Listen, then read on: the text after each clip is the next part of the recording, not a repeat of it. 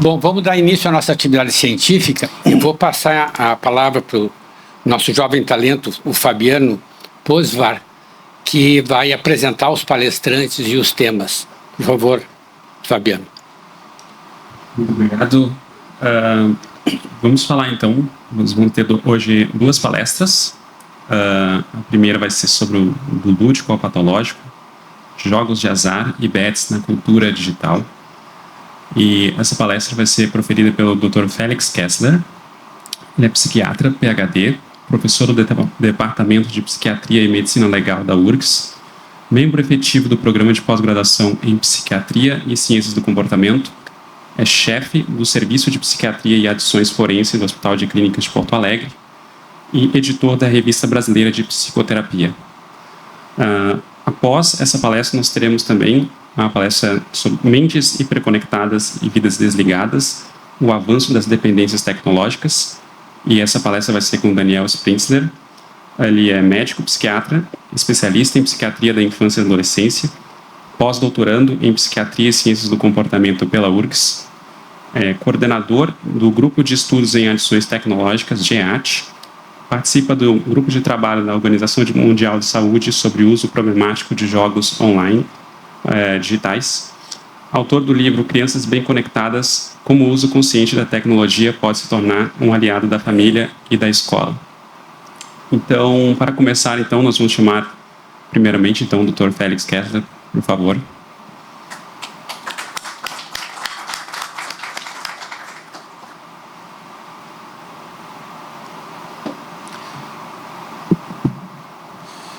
Bom dia a todos e a todas.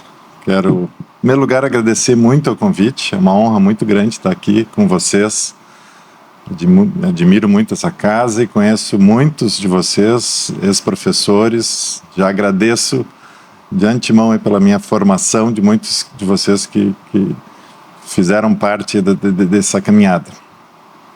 É um tema realmente cada vez mais preocupante. E eu vou talvez quebrar um pouco o protocolo, contar uma história pessoal para tornar um pouco mais íntima. Eu tinha mais ou menos uns... Vocês estão me ouvindo bem, não? Sim. Uns 10 anos de idade. E eu estava na casa do meu querido padrinho, que talvez vocês conheçam, o Dr. Flávio Borges, que foi superintendente do Hospital Moinhos de Vento. Estava numa festa de família. Tinha uma irmã de 9 anos e um irmão de 2 anos. E o meu pai, de repente, chama todo mundo para a sala, venham assistir a televisão aqui, que eu acho que eu vou ganhar os 13 pontos da loteria esportiva, da zebrinha, que todo mundo se lembra. E aí foi aquela expectativa, todo mundo se reúne na sala e acertou o primeiro jogo, segundo, terceiro, e ele realmente ganhou os 13 pontos da loteria. E foi aquela festa, todo mundo comemorou, foi incrível. E o meu pai, ele tinha sido diretor de várias empresas, era diretor de uma empresa ali. E com o prêmio, inclusive ele doou 10% para filantropia. E ele faz a fatídica pergunta para minha mãe. E agora, o que eu faço? Vamos comprar uma cobertura ou largo tudo e vou realizar o meu sonho de ser um grande empresário? E ela disse, olha, tu que ganhaste o prêmio, tu que decide. Então, eu vou realizar o meu grande sonho, vou abrir uma empresa. E aí se juntou com seus primos e eles começaram a construir uma metalúrgica em Gravataí. Eu acompanhei a obra, muito bonito. Só que em 1983, se não me engano, houve uma grande enchente. Foi uma das últimas grandes enchentes, antes dessa que a gente viu em 2024. E aí foi um caos. Sei que perderam muito dinheiro ali, continuaram tentando. Mais uns 2 anos se passaram e houve um grande assalto, porque naquela época se levava dinheiro em mala para pagar os funcionários. Imagina, uma ruazinha lá no beco de Gravataí, um funcionário demitido foi lá e reuniu um grupo e o primo dele, inclusive, levou um tiro. Mas eles continuaram. E aí, depois, o que aconteceu foi um tal de Plano Bresser, se não me engano, 87, alguma coisa por aí, foi a pá de cal e não deu certo a tal do metalúrgica.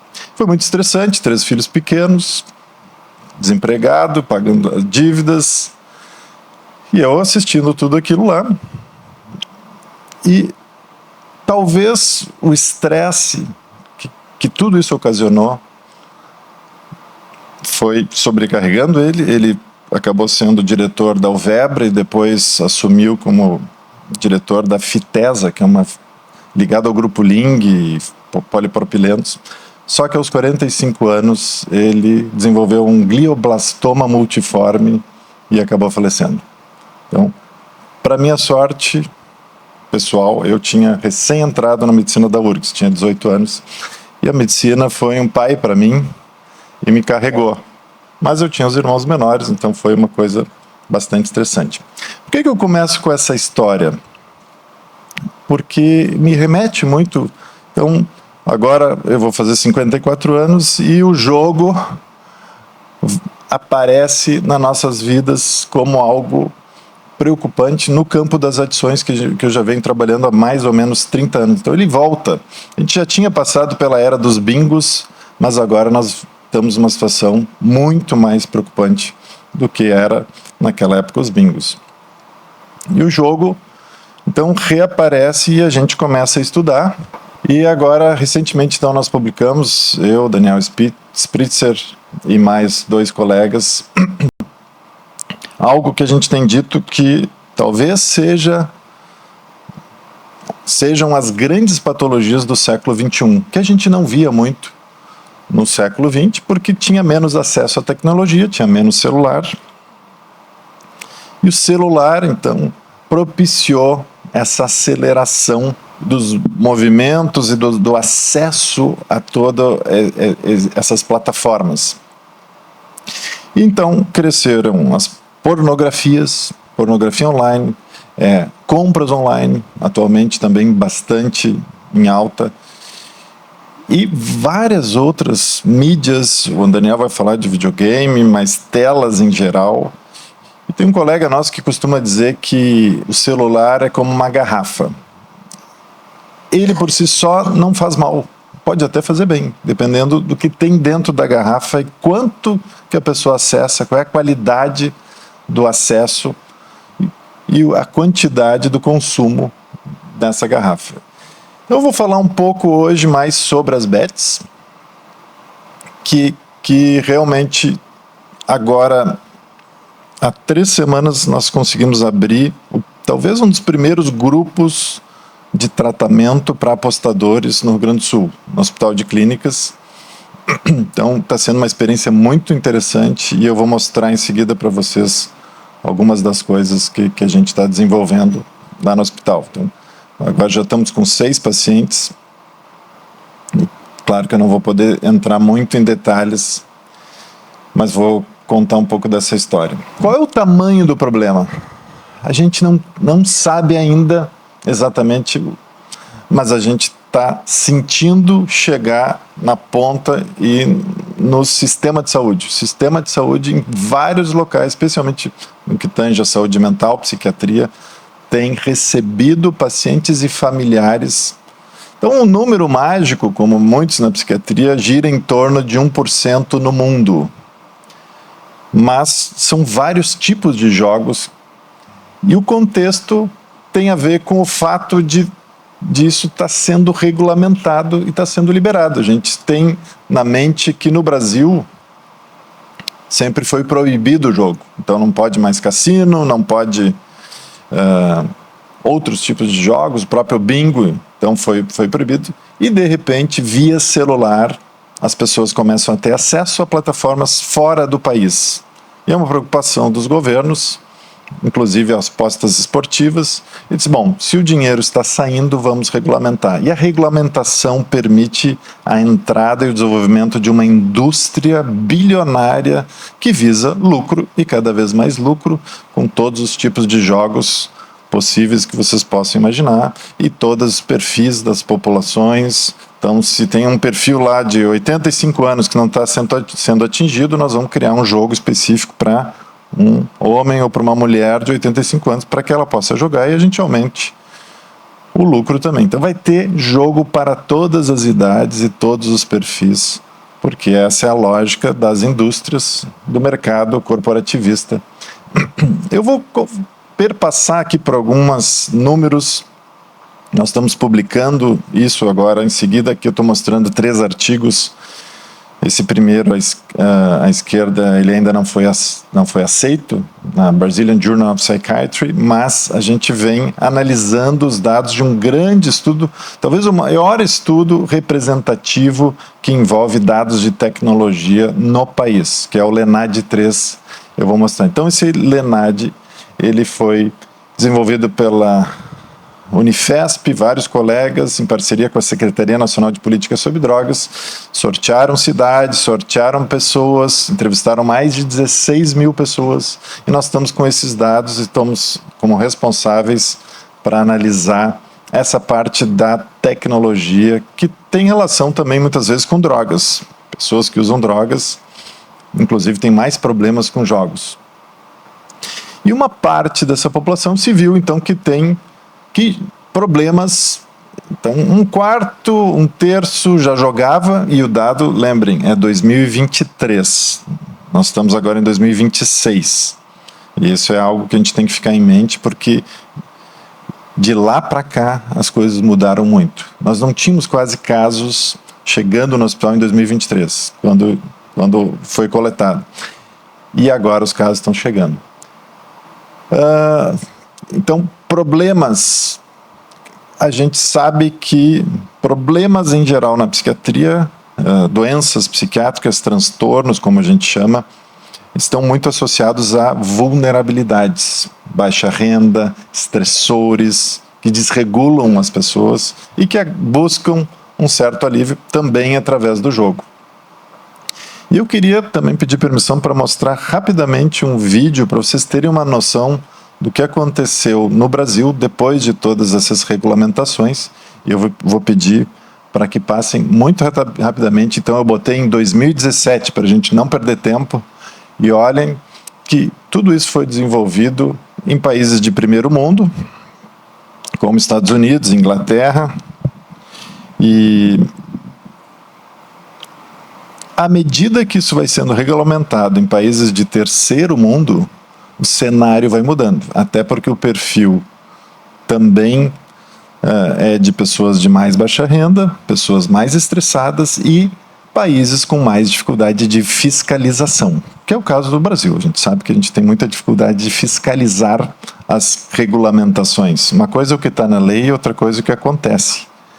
E o Brasil, então, vocês estão vendo que rapidamente, em termos de acessos a essas plataformas esportivas, simplesmente ultrapassa todos os outros países.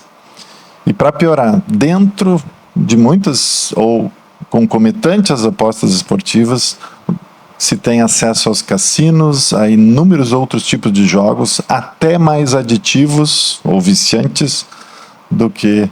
Estou vendo alguém querendo comemorar, mas é uma comemoração que não é... Não é a Copa, é algo muito mais deletério, muito mais prejudicial. Esse cenário era até 2023. A pergunta é, quais são os números atuais?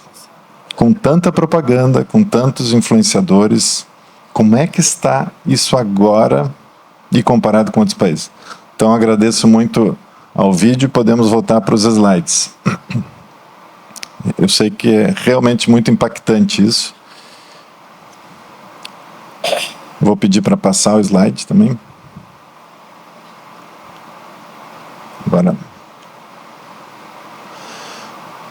Dados deste ano. Se lá atrás se falava em 10, 15%, em 2023, de jogos em bets esportivas, este ano já se fala em 1/3 da população jogando em bets em esportes, entrando nas plataformas de esportes. 1/3 da população. Eu lembro de colegas dizendo que não vão almoçar em locais específicos, restaurantes, perto do hospital, porque só se fala em apostas. Só se fala em como ganhar, como perder. E isso é muito chamativo. E aí entra a questão do design aditivo, dos mecanismos de engajamento e mecanismos aditivos. A gente tem falado que a indústria acabou estudando a neurociência da motivação, que a gente tanto desenvolveu ao longo desses últimos 30 anos para ajudar os pacientes adictos. Eles entenderam como isso ocorre, estão usando para engajar mais, para tornar os indivíduos... E tem vários mecanismos, eu vou mostrar alguns aqui para vocês. Esse aqui é um mecanismo clássico que vocês devem saber, muitos já frequentaram, viram cassinos, esse quase vitórias, agora na próxima, 7-7, agora eu vou ganhar, e por incrível que pareça, isso influencia pessoas. Nós tivemos um paciente que, ao responder a pergunta de por que ele jogou tanto, ele responde o seguinte: eu queria viver o extraordinário.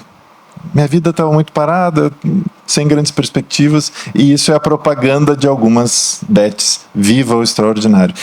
A gente, às vezes, é um pouco ingênuo do quanto a propaganda influencia e o quanto esses pequenos mecanismos, perdas disfarçadas de ganho. Por exemplo, vai lá, vamos dizer, num cassino, apostou $100 e aí ele ganha $70.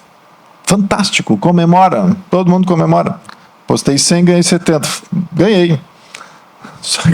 Só que perdeu $30 no meio.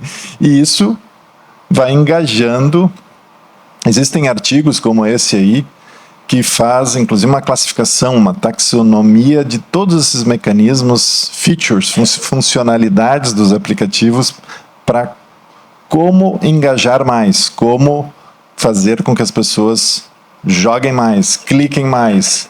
O scrolling infinito, esse de que vai cada vez jogando mais. Tem amigos que dizem que não conseguem mais ler livros porque a mente agora ela quer virar a página muito rápido. Está treinada pelo celular. Então, claro, esses jogos como cassino, roleta, vocês talvez não conheçam, tá? Os tais de Crash Games Aviators, que são os aviãozinhos que vão subindo e tu vai ganhando percentagem do que foi aplicado. Se tu parar o jogo antes do avião cair, tu ganha 50%, 60%, 70%. Se cair antes, tu perde tudo. Então, claro, o jogo vai deixando ganhar 3, 4 vezes. Aí eu disse, bom, agora eu vou botar 3 mil, vou ganhar 20. E aí perde tudo. E assim vai, e o paciente fica ali engajado. E, obviamente, aqui tudo na mídia, estou colocando imagens que estão na mídia, de influenciadores que, de alguma forma, desencadeiam esse sentimento que os economistas comportamentais chamam de fear of missing out, né? O medo de ficar de fora. Como assim tu não está jogando? Como assim tu não vai ganhar? E por trás de tudo isso tem essa neurobiologia da compulsão, essa neurociência que a gente vem estudando. Vocês ouvem muito falar na dopamina, na ação dopamina, especialmente a dopamina que atua no sistema de recompensa. Não é qualquer dopamina, porque a dopamina tem a ver com uma série de coisas, até com motricidade. Essa dopamina que é um proxy da expectativa, do que eu desejo. E mais perverso ainda é a ideia de que eu vou ficar rico, eu vou prosperar, eu vou mudar de vida, porque isso mantém aquela ideia de seguir jogando, porque um dia então eu vou sair desse patamar e subir o degrau, ou subir o sarrafo, como se diz, né? Isso vai levando o indivíduo a um contexto cerebral que os americanos chamam de delay discounting, o desconto do futuro. São pessoas que só pensam no imediato. O famoso teste do marshmallow, vocês conhecem, que a criança não pode comer, tem que esperar. E ele vai se tornando cada vez mais imediatista e a razão e o planejamento futuro vai ficando para depois e o indivíduo vai ficando automatizado de uma forma incrível. Então, estudos de delay discounting fazem a seguinte pergunta: você quer $900 agora ou 950 na semana que vem? Pode ser agora. Pessoas discounters, se tu oferecer 900 agora ou $2.000 na semana que vem, ele vai querer os 900 agora. Porque eu quero jogar, porque eu vou transformar, ou porque eu quero usar droga. O Warren Buffett esteve conosco no congresso da BEAD aqui e falou, e ele defende que essa é a principal característica dos adictos, que é o delay discount. Já o famoso Kantian falava que as pessoas, na verdade, estão se automedicando, medicando seus afetos, angústias, ansiedades. É uma visão mais quase psicanalítica, mais abstrata do mesmo fenômeno. E qual é o perfil, geralmente? Pessoas jovens, mais impulsivas por natureza, pessoas que têm essa vulnerabilidade, mais estressadas com o uso de substâncias e que têm outros fatores de riscos ambientais, psicossociais, muitas vezes comorbidades, que eu vou mostrar para vocês. E aí, a gente precisa entender, então, o que acontece? O que é esse transtorno?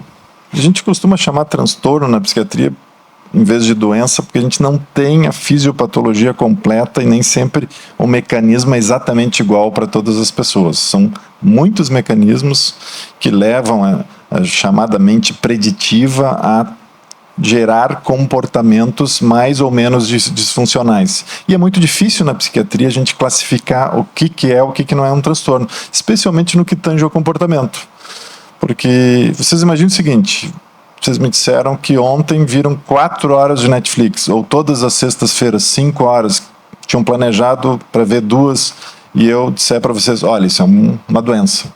Ninguém quer ser chamado de doença, de doente, porque tem um comportamento X ou Y. Tu está usando pornografia 2 vezes por dia, né? 2 vezes por dia, te masturba 2 vezes. Isso é uma doença. Então, é muito difícil a gente conversar, e é muito delicado conversar com os pacientes sobre isso. De modo geral, quando a gente fala em adições, a gente usa alguns critérios. São 11, atualmente eles juntaram os antigos critérios 7 de dependência e 4 de abuso, e se tornaram 11 critérios que a partir de 2 ou 3 a gente vai considerando aquele indivíduo com algum transtorno leve, e quanto mais critérios, mais grave. Então, tolerância, abstinência, perda de controle, não consegue mais parar, muita preocupação, usou mais do que tinha planejado, e aqui no caso do jogo, começa a omitir coisas, mentir, prejuízos de todas as naturezas, que eram chamados abusos, prejuízos sociais, prejuízos legais, prejuízos profissionais, conjugais. Então, à medida que isso vai se somando, a gente vai vendo, esse indivíduo está com sofrimento. Basicamente, a psiquiatria se centra muito em sofrimento e ou prejuízo para si e ou para outros. Muitas vezes o prejuízo é mais para o outro, e o jogo às vezes se encaixa nisso. O paciente diz que está ok, está tudo bem. Eu só estou com uma dívida de 500 mil, mas o dinheiro é meu, a vida é minha. Sim, mas a tua esposa está preocupada porque tem filhos, tu não está conseguindo comprar, né? Tu está pagando muito juro, toda a tua renda está comprometida. Bom, mas a vida é minha. Então, às vezes, ele já está com um transtorno, mas não está sentindo não tem o juízo crítico do prejuízo, e muitas vezes ainda nem está sofrendo, porque ele acha que vai ganhar e reverter tudo aquilo. O sofrimento às vezes é maior na família. Então é todo esse espectro que vai da normalidade para a patologia, do recreacional para o transtorno. E a gente tem que analisar caso a caso. Não é tão simples a gente classificar um indivíduo, é uma doença, não é um transtorno. A gente tem que ter muito cuidado e como falar isso com as pessoas também, até porque gera um rechaço, um transtorno. E é um ciclo em que o indivíduo vai ficando cego, é quase como se fosse um sequestro mental. Os pacientes nos falando nos grupos, eles dizem que estão sequestrados, que eles não estava vendo, mesmo quando eu ganho R$3.000, eu já estou pensando no próximo jogo. Eventualmente, um que outro pensa assim, opa, ganhei 3 mil, vou guardar 2, vou jogar só mais um. E aí aquele 1 vira 5 e o que era 3 virou menos 2. Então, porque ele está simplesmente automatizado no jogo. E os americanos também chamam de chasing loss, esse desespero por recuperar. Já vi vários pacientes dizendo assim, tu te deu conta, né? Tu já perdeu 200 mil reais. Difícil bater a plataforma. O que tu acha disso? Eu disse, não, eu sei de tudo isso, Félix, mas eu não consigo conceber a ideia de sair disso sem recuperar meus 200 mil. Não posso aceitar que eu tenha perdido 200 mil. Então tem às vezes uma coisa de onipotência, uma coisa narcísica de recuperação e que faz com que perpetue o comportamento. É um ciclo, muitos pensamentos e muitas vezes a gente vê ali o paciente conseguiu ficar 2, 3 dias sem jogar e aí recebe bônus, recebe 100 giros grátis agora, se você aproveite. Quem não quer 100 oportunidades de ganhar algo grátis agora? Todo mundo acha uma ideia interessante. Só que se você está com o cérebro adicto e clica, o que eram 100 vira infinito. Sinais de alerta, muitos, né? Irritabilidade, o paciente começa a ficar mais ausente, o filho, o jovem ou alguém mais velho mesmo, e vai mudando o comportamento. A gente diz que o exame de urina para cocaína, para os jogos, para poder monitorar a glicose do diabético, é a transparência total das contas. Eu só posso tratar realmente um paciente e saber a evolução, monitorar a evolução desse paciente se eu tiver transparência das contas. E isso é muito difícil de acessar. Freud dizia que o dinheiro era o último tabu. É mais fácil falar sobre sexo do que eu pedir para vocês abrirem as contas aqui. Me digam, deixa eu ver todas as contas de vocês, quanto tem na poupança, quanto tem... Não, peraí. Como assim? Vai invadir minha privacidade? Então, é muito difícil de tratar. Eu já estou começando a falar sobre o tratamento e as angústias que a gente tem e que as famílias têm para a cônjuge, a esposa, muitas vezes. Deixa eu ver então, me diz, deixa eu ver o que tu está gastando, só para a gente ter uma ideia. Não vai acessar minhas contas. E aí, claro, impacta muito no orçamento familiar. Muitas famílias, vocês estão vendo, estão com salários 100% comprometidos por empréstimos e consignados e créditos minutos. O pessoal do varejo está apavorado e diz que no ano passado foram desviados 100 bilhões de dólares. É difícil de fazer esse cálculo, né? Foram para as bets, mas é muito complicado. E as pessoas, claro, estão endividadas, vão comprar menos geladeiras, móveis e até imóveis. Muito impacto econômico, queda de desempenho.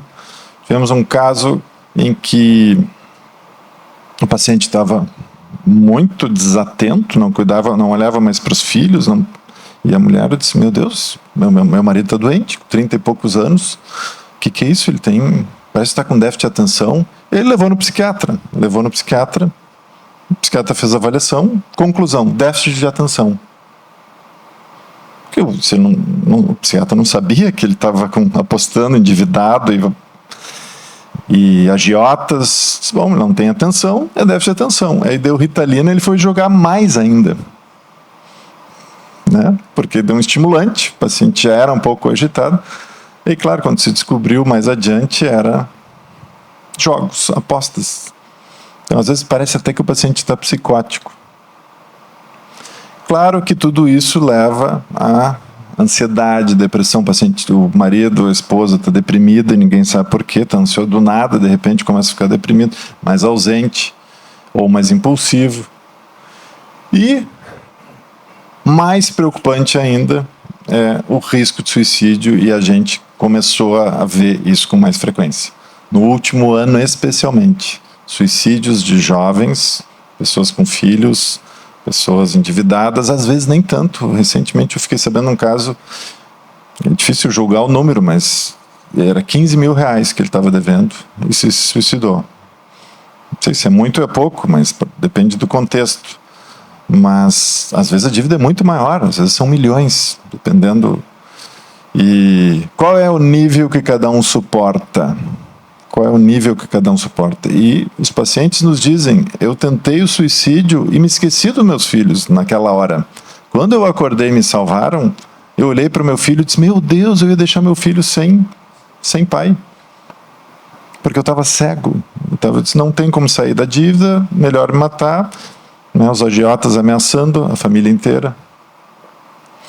E tem muitos estudos já no mundo inteiro sobre jogo patológico, que a gente chamava de jogo patológico, e aumento de risco de suicídio, 4, 5 vezes mais do que a população em geral. Então, muitos, isso é uma coisa antiga já. Só que se tem mais jogo e maior prevalência, vai ter muito maior prevalência também de tentativas, ideação suicida e de suicídios. O que a gente faz com tudo isso? Já me encaminhando um pouquinho para o final, para não abusar do tempo. A gente, primeiro, vai ter que se mobilizar, que é o que a gente está tentando fazer lá no hospital, abrir um espaço para receber essas pessoas, receber essas famílias, poder abarcar de alguma forma e poder acolher a queixa e dar algum suporte. Eu tenho uma entrevista também no YouTube, eu sei que essa aqui vai para o YouTube, de 1 hora agora, recentemente na Rádio Guaíba, nesse programa Viver Bem, com a Paula Sá, em que eu conto, inclusive conto um pouco sobre os nossos grupos, e fica a dica aí para quem depois quiser assistir, e que eu também entro em vários outros aspectos.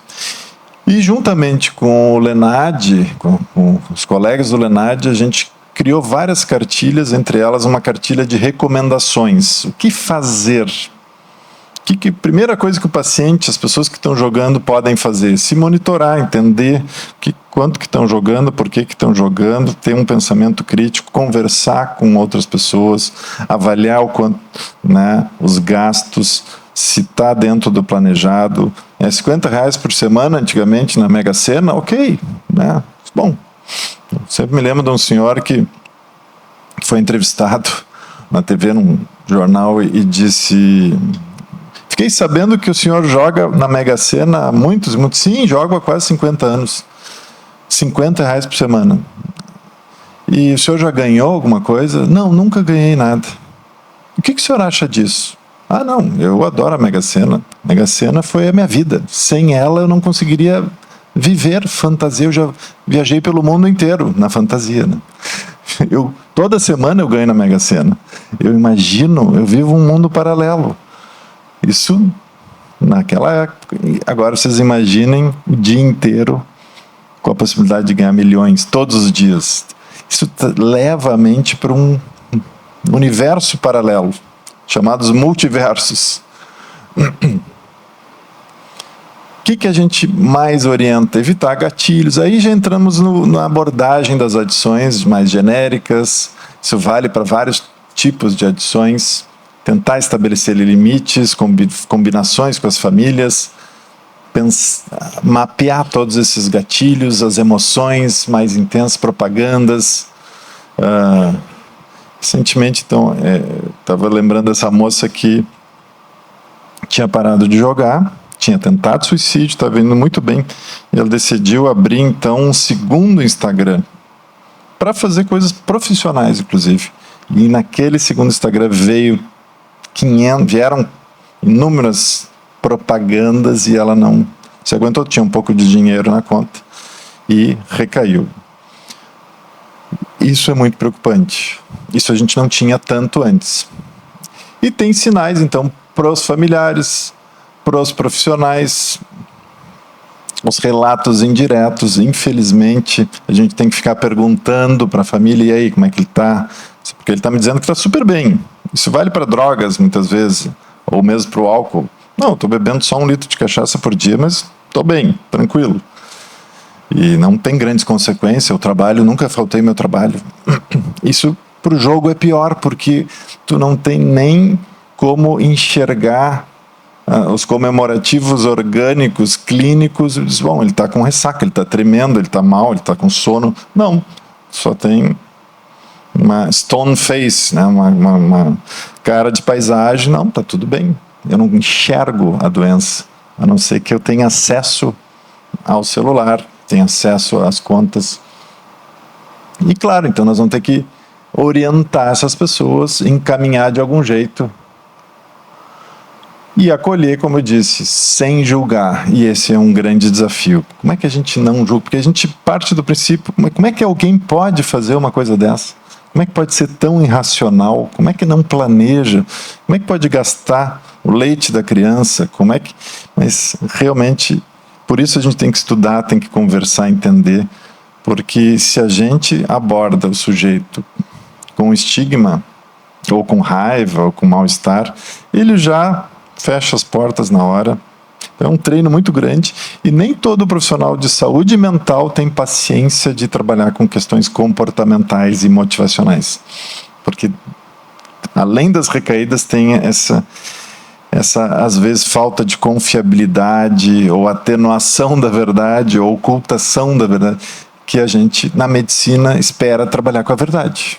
A gente tem um estudo interessante que mostrou que os psiquiatras são os médicos mais enganados de todos os médicos. Exatamente o contrário do que a gente imagina. Porque a gente pensa, bom, agora chegou no psiquiatra, finalmente vai abrir e contar a verdade. Não. Dependendo do transtorno, é aí que ele vai ocultar. Mas pode contar até para o cardiologista, e o psiquiatra pensa assim, bom, eu sou psiquiatra agora, ele entrou aqui e vai me contar a verdade. E os pacientes só me falam a verdade? Não, os pacientes não falam a verdade. Um alento, para não falar só coisas negativas, nós temos tido resultados muito interessantes com os bloqueadores de internet. Recentemente, num grupo, até a gente instalou num paciente, o paciente até quis jogar e não conseguiu. Esses bloqueadores, tem bloqueador.net, esses BetBlocker, um dos que a gente mais usa, não é para fazer propaganda, mas é Gamban, se chama Gambling Ban, banir o jogo. Ele bloqueia quase tudo que é .bet, nacional, internacional. Tem o programa do Ministério da Saúde que bloqueia o .gov também. E isso é muito importante. Conseguir chegar nessa fase de bloquear é algo que pode ter bastante impacto. E encaminhar, como todos os problemas comportamentais, para grupos de autoajuda, como JA, Jogadores Anônimos. Para famílias chamam de Joganon, e é muito importante encaminhar as famílias para o Joganon ou para grupo de alguma forma, porque a família muitas vezes entende só enxergando ou ouvindo de outros familiares o que fizeram, o que deu certo, porque do médico muitas vezes eles não aceitam bem a recomendação. E claro, em alguns casos mais graves, a gente está começando a ver, que eu vou dizer que muito raro ao longo desses meus 30 anos nesse campo, é ver a internação de um sujeito apenas pela aposta, sem nenhum tipo de drogas, nenhum tipo de substância, só pelo problema com jogo. É mais difícil justificar, o próprio sujeito não aceita, diz, como assim, tu vai me internar porque eu estou jogando? É uma decisão minha, não é uma doença. E por fim, a gente não pode deixar de pensar, de abrir o olho para as medidas mais efetivas no mundo inteiro, que são as regulamentações, as medidas governamentais, as leis e a fiscalização monitorada dessas leis, que tem um impacto generalizado, que não é eu, médico, um paciente, é o impacto geral. Então, o que nós vamos fazer com essas regras? Como é que nós vamos regulamentar? Que tipo de propaganda? A gente passou anos falando sobre propaganda do álcool, tirar o uísque das crianças, de não enxergar. Algum avanço houve, muitos avanços houve, em relação inclusive a crianças e propagandas que estimulavam as crianças, mas agora caíram nas mídias sociais, os influenciadores falam, tanto de álcool como outras drogas, e bets nem se fala. Isso está, de alguma forma, contaminando a mente de toda uma juventude preparada para apostar mais dinheiro no futuro. Então, por fim, programas, campanhas educativas que vão na direção contrária. Para terminar, eu vou dizer que a gente passou muitos anos discutindo questões da legalização da maconha, e é um pouco cansativo, porque a gente tenta falar sobre ciência e ouve argumentos do tipo: sempre se usou drogas, sempre vai usar, e vocês querem mudar o mundo, como é que vocês querem? Tem que legalizar. Com Beth eu ouvi um argumento que me desanima um pouco. Dr. Félix, hoje o futebol é inviável sem o patrocínio das bets. O senhor é contra o futebol no Brasil? Como é que eu vou discutir? Só, não, mas tem um estudo aqui, um tamanho de efeito. Esse tipo de discussão ganha uma proporção que, por incrível que pareça, acaba, às vezes, valendo mais do que uma palestra dessa que vai estar no YouTube. As pessoas vão ver, esse cara é chato aqui com esses argumentos científicos. Eu quero viver o extraordinário. Então, com isso eu agradeço a atenção de vocês e me coloco à disposição para dúvidas.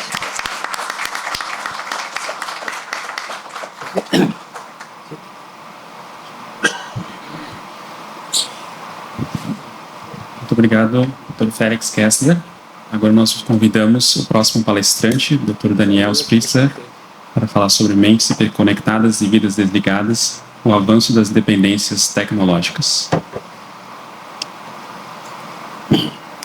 Olá, pessoal. Muito bom dia a todas e todos. É um super prazer para mim poder estar falando aqui hoje com vocês. Enfim, numa sala cheia de professores, amigos e inspiradores, assim, acho que eu diria muito especiais, assim. Então, o que me deixa um tanto nervoso, mas vamos adiante. Queria agradecer também ao Félix, né, por ter me antecedido. O Félix é meu supervisor no pós-doutorado, né, me possibilitando também estudar esse assunto das dependências comportamentais num nível mais acadêmico também. Então, eu comecei a estudar esse assunto em 2005, né, quando eu estava terminando a minha formação na residência de psiquiatria infantil, né? Estava no ambulatório de psiquiatria infantil lá no Hospital de Clínicas, atendendo pacientes super graves, polimedicados, né? Que tinham consultas de 20, 30 minutos a cada 2, 3 meses, né? E começou a me chamar muita atenção porque os pais dessas crianças, né, que eu achava que deveriam me perguntar coisas sobre o prognóstico, sobre os efeitos colaterais das medicações, enfim, me perguntavam assim, quanto tempo de videogame o filho dele podia jogar com segurança. E isso não era 1 ou 2 ou 3 vezes, isso era uma coisa que se repetia de uma maneira bem padronizada, assim. E aquilo começou a me trazer um desconforto. Eu fui então estudar, né, esse assunto, que hoje, né, 20 anos depois, a gente já vê como um diagnóstico oficial reconhecido pela CID-11, né, é também uma dependência comportamental junto com o transtorno do jogo que o Félix apresentou para vocês, e não é mais simplesmente uma brincadeirinha inocente de crianças e adolescentes, tá? Então esse é o tema principal que a gente vai tentar abordar hoje. Então o que a gente precisa para começar aqui, né? Eu acho que os historiadores têm uma expressão muito interessante, né? Quando a gente está estudando um fenômeno muito contemporâneo, eles dizem que a gente sempre chega no pós-festum, né? A gente chega depois que o fenômeno já está estabelecido, já está manifestado. E aí a gente tem que ir atrás, tem que tentar estudar para entender o que aconteceu. Como tudo aqui evolui muito rápido, isso traz uma dificuldade maior também para a gente em termos de pesquisa, em termos de estudo. Muitas vezes o PubMed não é suficiente, né, para a gente tentar entender exatamente o que está acontecendo com essas crianças, adolescentes, mas adultos também. A gente está sempre alguns passos atrás e tendo que lidar com esse desconforto do não saber determinadas coisas, que é sempre bem desagradável, enfim. Quando a gente está falando de uso problemático de tecnologia, né? Claro, a tecnologia por si só é um mundo, problemas com tecnologia são diversos, mas eu vou falar aqui então sobre o uso excessivo, descontrolado, potencialmente aditivo, né? dessas novas tecnologias. E tentar fazer isso sem colocar essas novas tecnologias num pelotão de fuzilamento, achando que elas são causa de todos os problemas nesse mundo maravilhoso em que a gente vive, né? Porque a gente já tinha guerra muito antes dos jogos de videogame de guerra, a gente já tinha terrorismo muito antes dos jogos que trazem cenários de terrorismo, e a gente já tinha muito narcisismo na história da humanidade, muito antes do Facebook, do Instagram e do TikTok. Tá?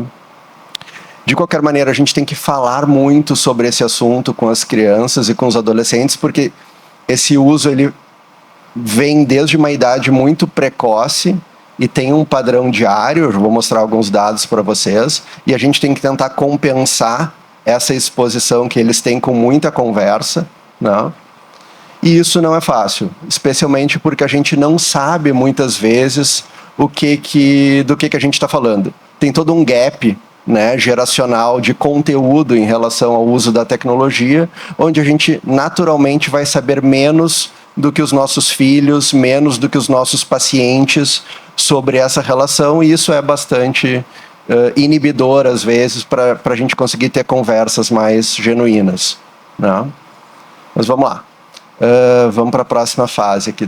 Então, a gente está falando, pessoal, da principal atividade de lazer de crianças, adolescentes e também de adultos hoje em dia no mundo. Tá? A gente tem dados brasileiros, né? A gente tem uma série histórica do Comitê Gestor da Internet que nos mostra que 95% das crianças e adolescentes entre 9 e 17 anos são usuários de internet. Tá? Então a gente não está falando de algo que acontece numa minoria, num grupo específico da população. A gente está falando de praticamente toda a população de crianças e adolescentes no Brasil. Tá? Que não faz mais diferença se eles moram em área urbana ou em área rural. Não faz mais diferença a região do país, o acesso é muito parecido na região norte e nordeste do que na região sul e sudeste, né? E principalmente aqui não tem muito mais diferença entre faixa etária, né? Antes da pandemia, a gente via números assim que os adolescentes usavam muito, na quase a totalidade, só que esse número era muito inferior se a gente pensava em crianças de 9 a 10 anos de idade. Hoje em dia, a gente vê todo mundo usando bastante, né? Pode ter um efeito da pandemia, mas acho que, como o Félix falou, assim, a indústria vai tentando expandir a todo custo e atrair muito mais clientes, né? Então, esse uso vem crescendo ao longo dos últimos anos. A grande maioria das crianças começa a usar antes dos 9 anos de idade, né? Então, se a gente for pensar em termos de exposição a comportamentos de risco, a gente sabe que quanto mais precoce se começa com algum comportamento, mais os danos tendem a ser significativos, né? O uso se dá também principalmente dentro da própria casa, tá? E isso é extremamente relevante aqui. E quando os pais proíbem, eles usam na casa de outras pessoas. Muito depois, esse uso vai ser dentro da escola, por exemplo, para fins educacionais. Tá? O telefone celular é o principal aparelho pelo qual o acesso à internet se dá, e isso traz uma série de complicações, porque a pessoa leva o celular para qualquer lugar, o celular tem uma tela muito menor, e a pessoa consegue... é muito mais difícil para os pais monitorarem o conteúdo que os filhos estão acessando, né, nesse aparelho. Tá? Não chama atenção aqui, deixa eu ver se eu consigo... apareceu aí, né? Que 99% dos adolescentes tenham um perfil em alguma rede social, né? Bem esperado no que a gente vê na clínica, o que a gente vê nas nossas casas, enfim.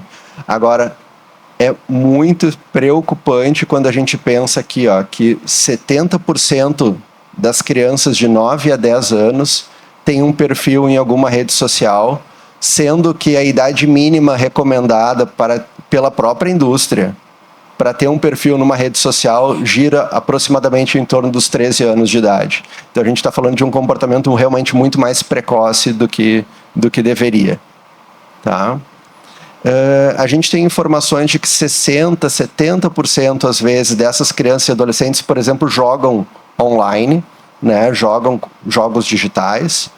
E a gente, claro, tem a internet como um todo, como hoje em dia uma das principais necessidades das nossas vidas. A gente fica sem água por um tempo e a gente aprende a lidar com isso, pega a água do balde, enfim.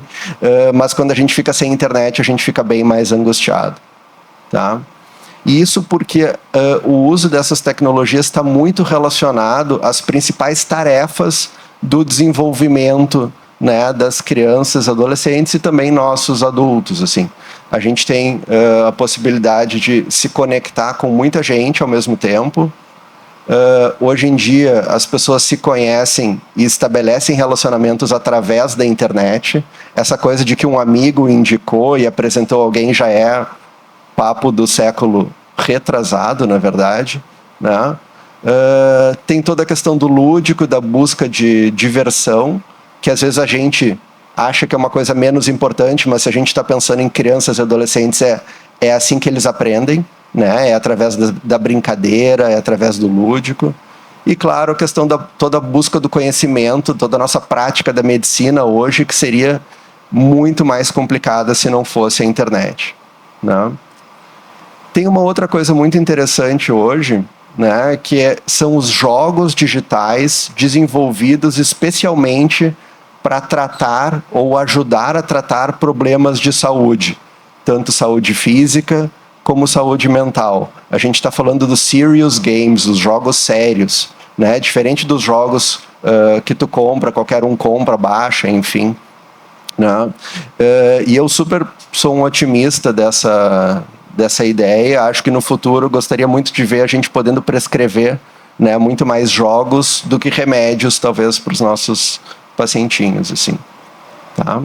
Mas vamos falar então sobre o problema. Eu gosto sempre de trazer essa contextualização para a gente desmistificar um pouco do que a gente está falando, não olhar para essas tecnologias como se fossem realmente uma coisa super negativa, né? Mas claro que existem alguns riscos. Né?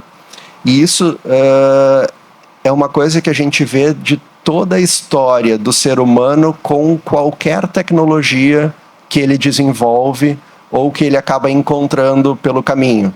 Né? Ele consegue melhorar muito a sua qualidade de vida, ao mesmo tempo que ele consegue muitas vezes fazer mal para si e para as outras pessoas. E isso não é diferente quando a gente está falando de tecnologias digitais. Tá? A gente nunca vai ter aqui um cenário onde a gente consegue ter um uso 100% benéfico. Né? Então a gente tem que tentar entender o máximo possível os riscos envolvidos para tentar minimizar eles e potencializar os benefícios desse uso. Tá? Enfim, como o Félix trouxe, assim, né, essa ideia de que o uso problemático dessas tecnologias vem crescendo desde os anos 80, 90, explodiu nos anos 2000, né, e a gente considera um termo uso problemático de internet como um termo guarda-chuva. Embaixo dele a gente vai ter alguns subtipos de uso problemático. Tá? Então, o uso problemático de jogos digitais está aqui, né? O uso problemático de redes sociais, o uso problemático de pornografia online e o uso problemático de apostas também, como o Félix trouxe. Tá? As pesquisas foram aumentando e melhorando quali e quantitativamente, né? Até que em 2013 a Academia Americana de Psiquiatria, quando lançou o DSM-5, incluiu o que eles chamaram aqui, né, de Internet Gaming Disorder na seção 3 de condições que merecem mais estudos. Ainda não era um diagnóstico oficial, tá? Mas se tem esperança que nas próximas revisões do DSM-5 isso realmente passe a ser um diagnóstico mais oficializado. Ele virou um diagnóstico oficial na CID-11, né, aprovada em 2019, e aí sim a gente tem algumas características, alguns elementos já formalizados, operacionalizados para o diagnóstico. Tá? Então, a gente precisa, por exemplo, de um padrão de jogo persistente ou recorrente. Não é simplesmente eu jogo bastante no final de semana, jogo mais quando eu estou de férias, enfim, que dure pelo menos 12 meses, isso inclusive para evitar diagnósticos exagerados, excessivos, enfim. E aí a gente tem 3 características que são essenciais para o diagnóstico, tá? A perda de controle em relação ao uso, né? Então a pessoa pode jogar 2 horas por dia, ou se planeja jogar 2 horas por dia, mas ela chega do colégio, já liga o computador, passa a tarde, a noite inteira jogando, vai desligar às 2 da madrugada, né? Ou a pessoa joga em horários também, claro, inadequados, ou em ambientes inadequados, joga em sala de aula, né? Joga até no trânsito, né? Em ambientes realmente onde a pessoa não consegue controlar o uso, né? Esse uso ele vira prioridade na vida da pessoa, né? Não só em relação a outras atividades de lazer, mas prioridade em relação a outros comportamentos essenciais para a manutenção da saúde, como o tempo de sono, os estudos, o convívio com a família, né? E esse uso, então, sem controle, prioritário, vai trazendo consequências negativas. Só que essas consequências negativas aqui não são suficientes para a pessoa poder controlar e moderar o uso que ela está fazendo. Então ela vai acumulando consequências negativas e continua jogando no mesmo padrão intenso, excessivo, descontrolado de antes, tá? Além disso, obviamente, e isso talvez seja uma das coisas mais importantes aqui, a gente tem que ter prejuízo relacionado ao comportamento, a esse envolvimento com jogos digitais ou com qualquer outro produto relacionado à tecnologia. Simplesmente jogar bastante ou usar bastante, né, redes sociais, por exemplo, não é suficiente para o diagnóstico, tá? A gente tem que ter, senão a gente não está falando, se a gente não tem prejuízo identificado, a gente dificilmente está falando de um transtorno mental, tá? Então a gente vai ter prejuízo na esfera escolar, essa é uma das primeiras que acaba aparecendo, prejuízo social em termos de isolamento, principalmente, que é o oposto do que a gente esperaria, né? Principalmente na adolescência, prejuízos familiares em termos de conflitos em função desse comportamento. E prejuízo de saúde são vários, né? Como privação crônica de sono, inversão de ciclo sono-vigília, a própria questão do sedentarismo. Muitas vezes são pacientes que abusam de substâncias estimulantes, seja bebidas energéticas, café ou mesmo medicações, para poder ficar jogando por mais tempo e tentar ter um rendimento mais adequado, tá? Bom, qual é o tamanho desse problema na nossa população, né? Eu mostrei para vocês assim que 60%, 70% das crianças e adolescentes jogam videogame, né? Mas se a gente for olhar os números dos melhores estudos mais bem feitos hoje em dia, a gente vê que 1 a 3% da população geral é afetada pelo transtorno do jogo eletrônico, como é chamado na CID-11. Então a gente tem fenômenos aí muito distintos. Uma coisa é jogar videogame, a outra coisa é ter o transtorno do jogo eletrônico, tá? A gente ainda não tinha nenhum estudo no nosso país, né? Até o LENAD, que também, além de avaliar comportamento de aposta, vai ser o primeiro estudo nacional sobre prevalência do transtorno do jogo eletrônico com uma amostra probabilística nacionalmente representativa da população, tá? Que já foi submetido faz 2 semanas, Félix, que os editores não mandaram notícias, então acho que isso é um bom sinal em termos de publicação, assim, enfim. Bom, o que a gente observa como fatores de risco, né? Quem daqui a pouco é mais vulnerável para desenvolver esse transtorno, né? A gente sabe que esse é um transtorno multifatorial, ele não vem do nada e ele não vem simplesmente do fato de jogar videogame, né? A gente precisa ter outros elementos aí envolvidos, presentes, para que essa confluência de fatores possa desenvolver o transtorno. Então tem questões do próprio ambiente, né, familiar, social, e questões da vulnerabilidade do sujeito, além dos elementos aditivos das tecnologias, tá? A gente sabe que meninos, por exemplo, têm mais problemas com o uso problemático de games, né, de jogos digitais, do que as meninas, enquanto as meninas vão ter mais problemas com o uso problemático de internet, de redes sociais, do que os meninos. Tá? Esses problemas também tendem a aparecer na adolescência e na idade adulta jovem, porque na infância as famílias ainda conseguem ter um certo grau de controle em relação a limites de tela, de tempo, enfim, e do que a criança consegue fazer na internet. Mas, assim como outros comportamentos de risco, a adolescência acaba sendo um momento um pouco mais perigoso para isso. Tá? Como eu tinha falado para vocês, né, o tempo simplesmente ele não define o diagnóstico. Tá?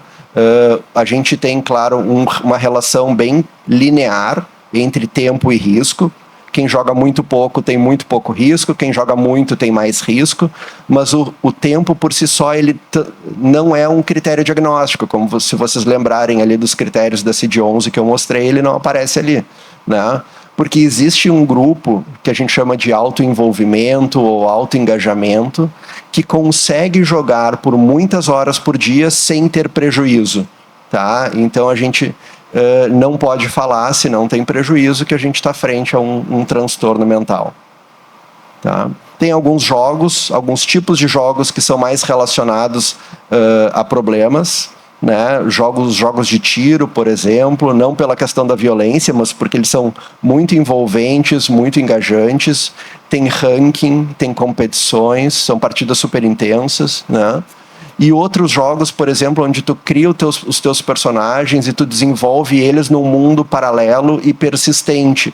E persistente é o problema, né, aqui, porque se tu para de jogar para dormir, se tu para de jogar para fazer uma refeição com a família ou para ir para aula, outras pessoas não param de jogar nesse momento e continuam passando, crescendo, desenvolvendo seus personagens e tendo muito mais pontos e habilidades dentro do jogo do que tu, né? Bom, entrando um pouquinho numa questão mais motivacional, né, é super importante assim, a gente mostrar, né, que as pessoas tendem a jogar mais, né, ou jogar de maneira mais problemática quando elas estão passando por outros problemas também na vida, né, e geralmente o jogo entra aí como uma atividade que vai fazer as pessoas se sentirem menos pior naquilo que elas estão passando. Né? Então, geralmente as pessoas, os jovens dizem assim, olha, minha vida tá uma droga, nada tá legal, eu não consigo me sentir bem em casa, não consigo me sentir bem no colégio, não consigo me sentir bem comigo mesmo. Quando eu jogo, eu consigo esquecer de tudo.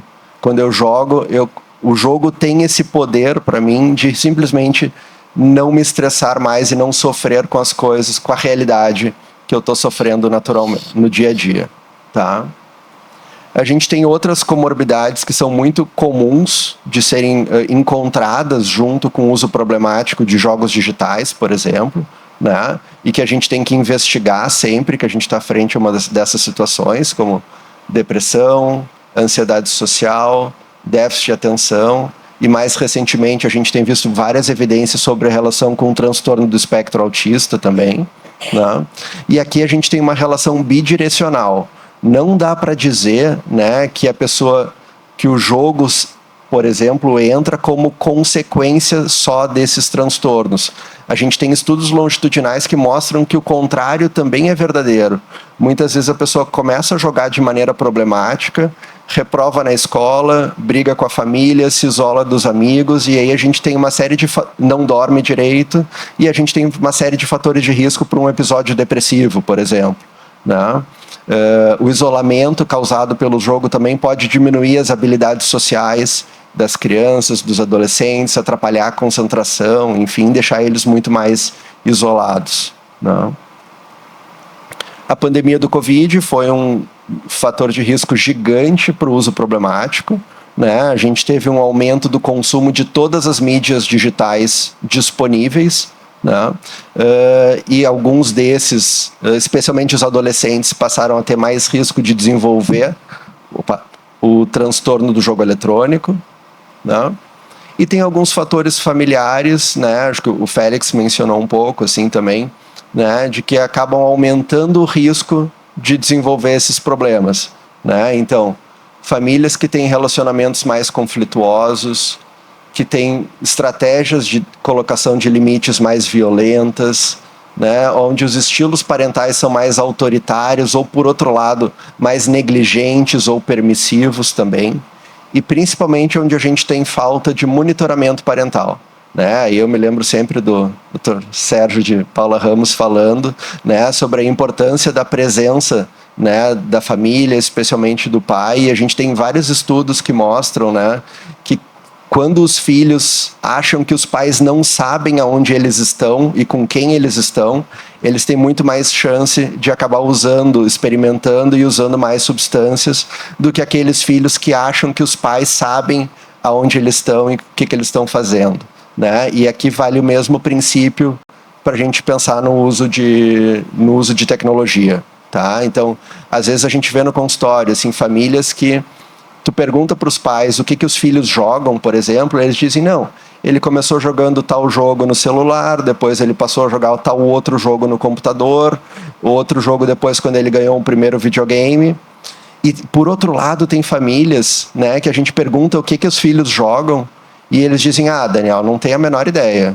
Ele fica lá no quarto dele, trancado o dia inteiro, não deixa a gente chegar perto, né? Eu não sei se ele tá, nem sei se ele está jogando ou está fazendo qualquer outra coisa no computador. Então a gente vê uma participação muito rasa na vida online, que acaba sendo a vida mais longa, às vezes, dos filhos, né? Tá? E só para tentar chegar no finalzinho, eu tinha uma parte de prevenção que eu acabei tirando agora, no último momento por causa do tempo, mas eu queria falar um pouquinho sobre tratamento também com vocês, né? Então, acho que o primeiro passo, né, óbvio, começa na avaliação e começa no nosso esforço para tentar fazer um vínculo de qualidade com os pacientes, né? Por mais estranho que seja, né? Como o Félix falou, assim, putz, essa pessoa está racionalmente escolhendo fazer uma atividade que está trazendo tanto prejuízo para ela. Isso é estranho para a gente, é desconfortável, mesmo para a gente psiquiatra, mesmo quem estuda dependências, a gente tem que fazer um certo esforço para isso, né? Agora, os pacientes com problemas relacionados às tecnologias, eles vão vir falar para a gente daquilo que eles mais gostam de fazer na vida, talvez daquilo que eles façam a maior parte do tempo em que eles estão acordados, né? Vão falar sobre o ambiente onde eles encontram todos os amigos, muitas vezes a namorada ou o namorado também, né? E muitas vezes vão falar do sonho profissional que eles têm, né? Muitas vezes eles querem ser jogadores profissionais de videogame, o que é uma carreira extremamente rentosa, né?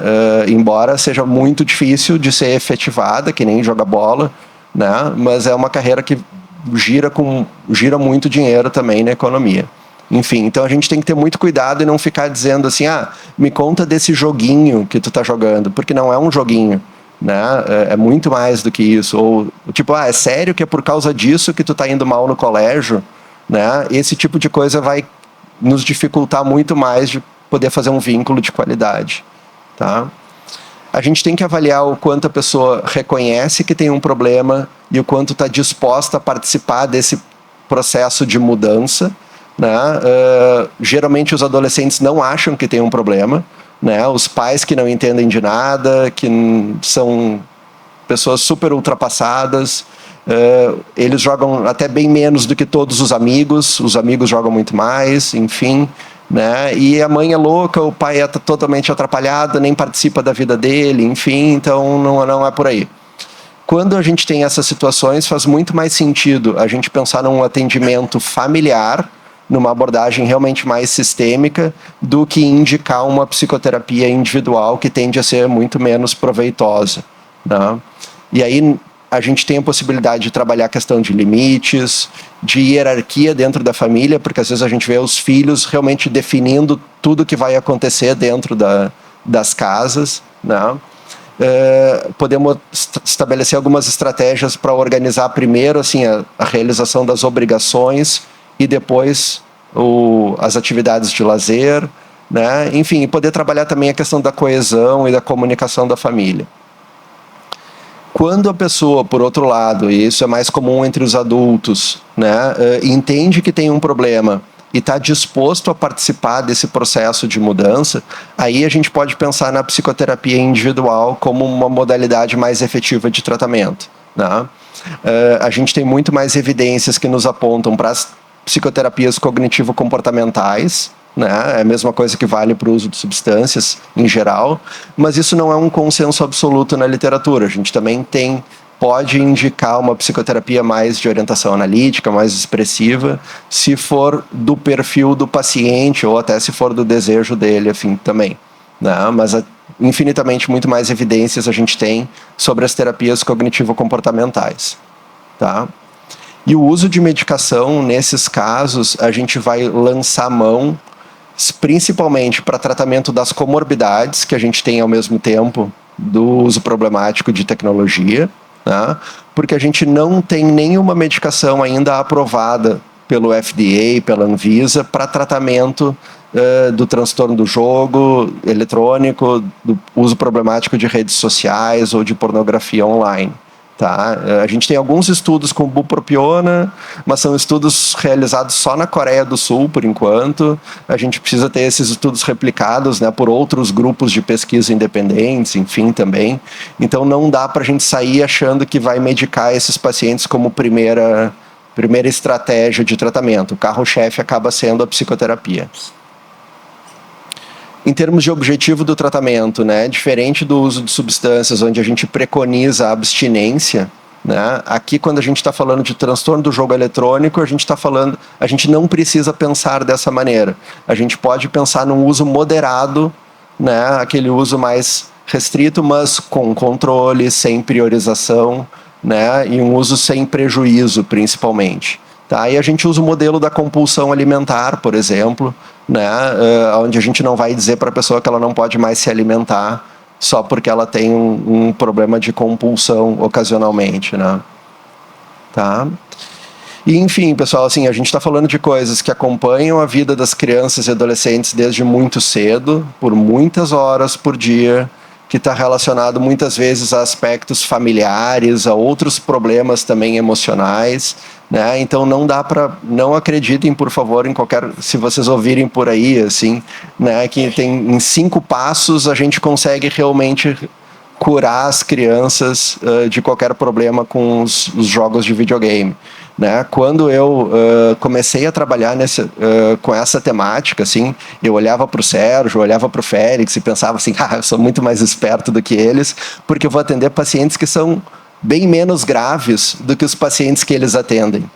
Hoje eu não tenho mais essa certeza, né? Acho que são casos também extremamente complexos e preciso estar o tempo inteiro aprendendo ainda junto com eles para tentar manejar esses casos, né, que são bastante difíceis, mas geralmente o resultado do tratamento é positivo quando as pessoas vêm e ficam, né, também no tratamento. Tá? Então, era isso. Muito obrigado pela atenção de vocês.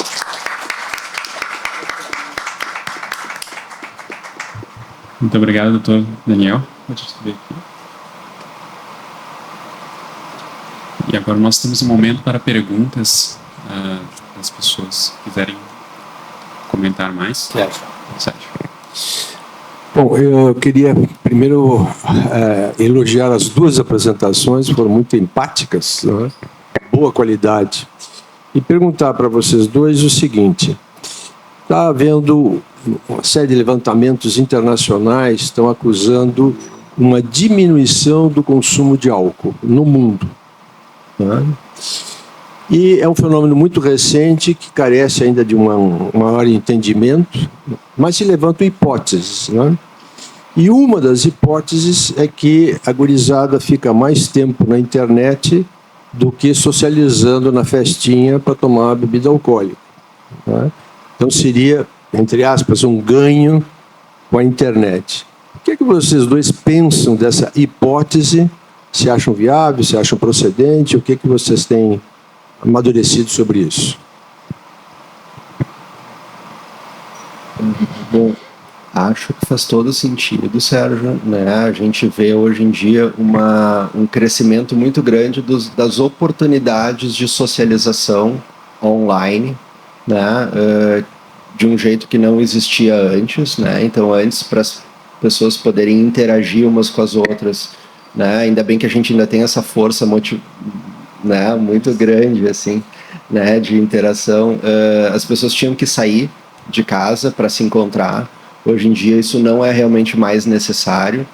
Nem todo mundo gostava de sair de casa, mas as pessoas se obrigavam porque era a única maneira que tinha, né? Hoje em dia a gente tem uma série de outros recursos, né? Onde as pessoas conseguem falar, inclusive falar por muito mais tempo, né? Umas com as outras, e falar inclusive de maneiras mais controladas, né? Tu consegue, através dessas plataformas de mensagem instantânea ou de redes sociais, falar de um jeito a que tu mostre só aquilo realmente que tu tá interessado ou que tu gostaria que a outra pessoa percebesse, assim, também a teu respeito, né? Então isso, para um adolescente que vive angustiado com essas questões de relacionamentos, assim, né?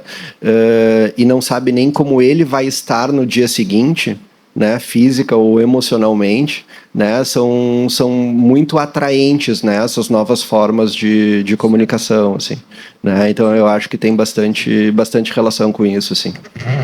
Só um complemento rápido. Acho que é uma hipótese muito interessante, que inclusive tem se falado em relação à diminuição de uso de maconha em alguns locais. Então, essa nova cultura da tecnologia tem mais dois fatores no que tange a álcool também.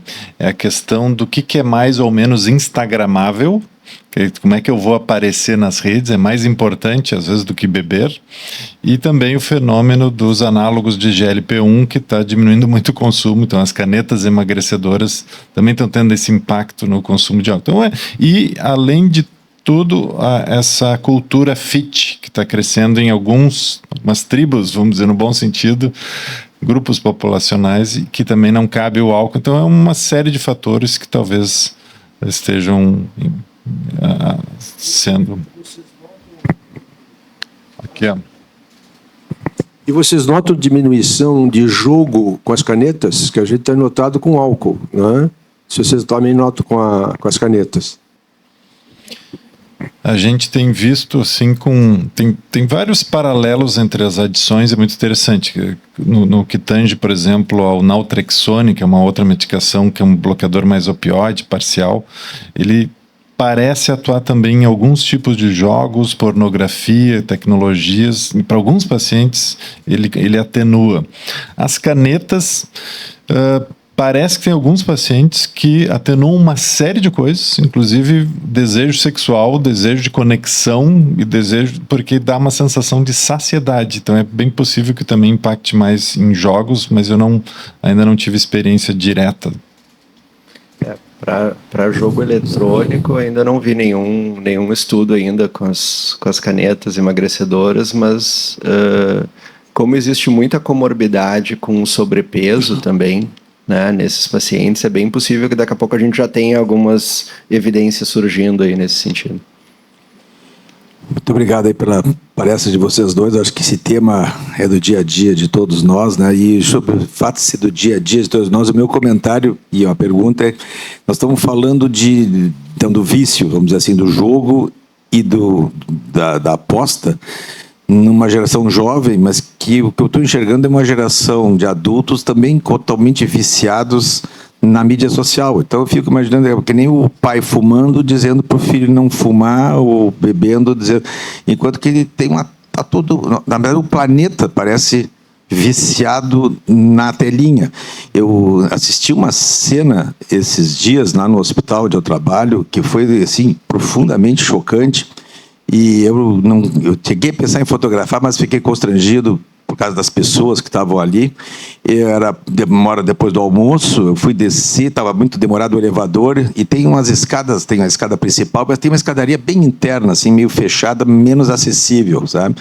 E chega direto no meu serviço. E eu fui descer por lá, e em cada andar tinha umas 3 ou 4 pessoas, então, de branco, encostadas nas paredes, ou deitada no chão, com o celular, apertando os botões ali, olhando, eu fiquei essa sensação que eu estava numa Cracolândia, sabe? Essa foi a minha sensação, assim, pessoas assim, deterioradas na sua forma, assim, sabe? Eu não sei há quantas horas estavam ali, era o horário do intervalo, estavam trocando almoço, provavelmente, para aquilo ali.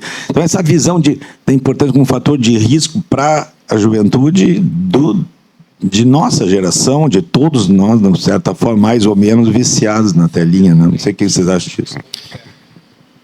Bom, tem um aspecto muito interessante nessa pergunta, que é o seguinte: atualmente, o ouro, vamos dizer, que vale muito para as big techs, que hoje valem trilhões de dólares, é a informação, e informação de comportamentos é algo muito valioso, a gente chama muitas vezes de fenótipo digital. O que vocês estão comprando, o que vocês estão fazendo e como é que eu posso vender o próximo produto para vocês. E dentro desses aspectos comportamentais está o tempo de atenção.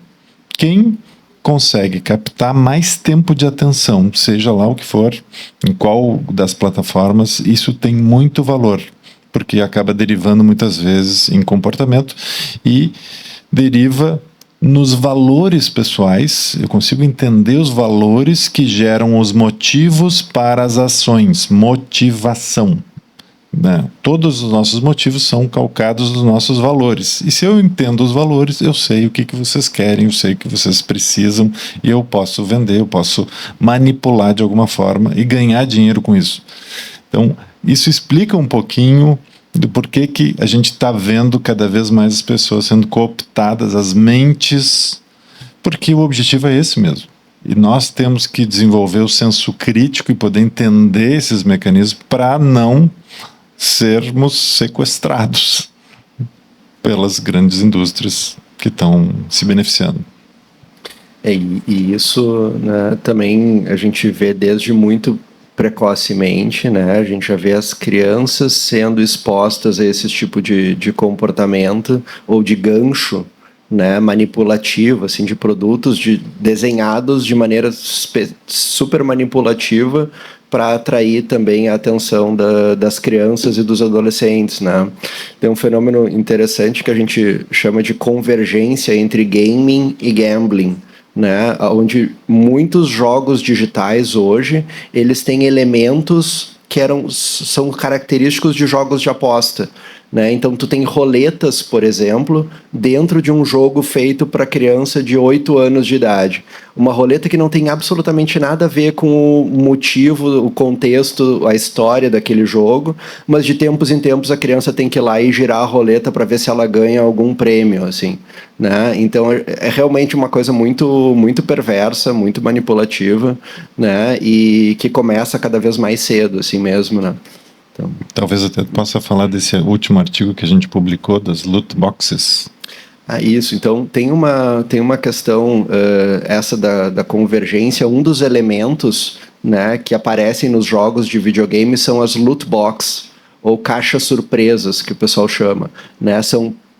Ao invés de tu, por exemplo, tu quer um item dentro do jogo, ao invés de tu ir atrás daquele item para conquistar ele, ou de tu comprar diretamente, que também já é possível, tu compra uma caixa que tu não sabe exatamente o que vai ter dentro, né? E tem um prêmio ali dentro totalmente aleatório. Então, a mecânica é exatamente a mesma mecânica de um caça-níquel. Tu coloca dinheiro, tem a aleatoriedade sendo responsável por escolher, ver o que vai acontecer, e depois tu pode retirar um prêmio de maior valor ou não, né? Então, isso agora foi um elemento que foi proibido no Brasil com o ECA digital, né? O que o pessoal chama de Lei Felca aí também, né?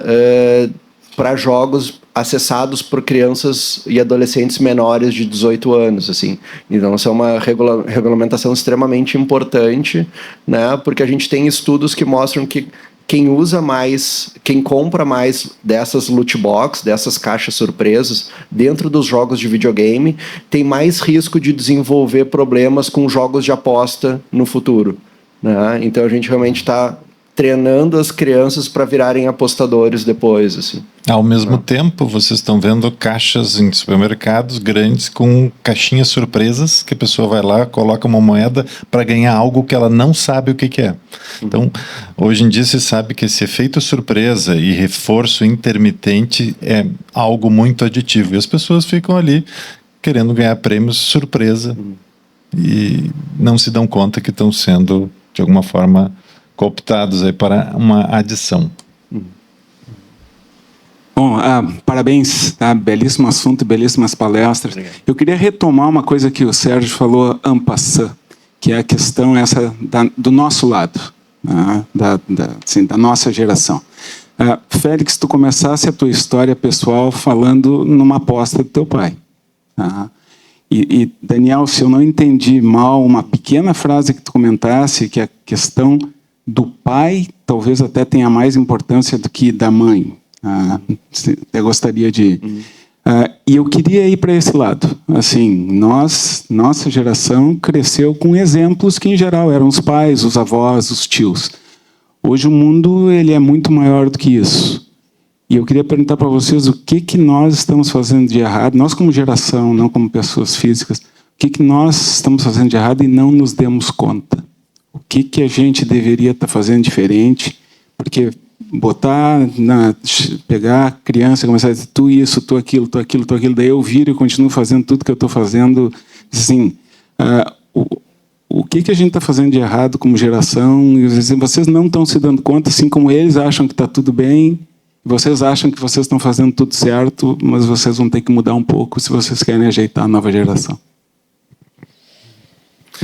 Bom, posso começar? Eu acho que uma coisa interessante é que a gente é muito permissivos. Eu vou tentar aqui não ser muito careta, tá? Mas assim, a gente geralmente é muito permissivo com o efeito dessas novas tecnologias, especialmente para crianças e adolescentes, né? Quando a gente pensa, por exemplo, no uso de alguma medicação para tratamento de alguém com menos de 18 anos, a gente precisa de anos e anos de desenvolvimento, de pesquisa e principalmente de garantias de segurança em relação àquela substância que vai ser ingerida por algum menor de idade, né? Quando a gente fala de comportamentos, né, potencialmente aditivos, a gente não tem a menor preocupação com isso. A gente libera os produtos para serem usados para as crianças muito antes de a gente saber o impacto que isso vai ter no desenvolvimento delas, né? Porque todo mundo usa, e aí é difícil de a gente simplesmente não deixar o nosso filho usar, porque daqui a pouco ele vai ser o único da turma que não tem o celular, o único que não pode jogar. Isso é uma fonte de pressão muito grande, né? Mas a gente regula muito mais as substâncias do que os comportamentos, né? E os comportamentos, eu acho que eles são, pelo menos a gente está vendo aqui, também não querendo comparar um com o outro, mas eles estão na mesma categoria diagnóstica, pelo menos, assim, né? Então a gente, mas por muitos motivos, ou porque a gente não está tempo suficiente em casa, porque a gente fica culpado de estar trabalhando um monte, e a gente tem recurso para poder oferecer para os nossos filhos brinquedos muito legais, muito atraentes, assim, né? A gente acaba...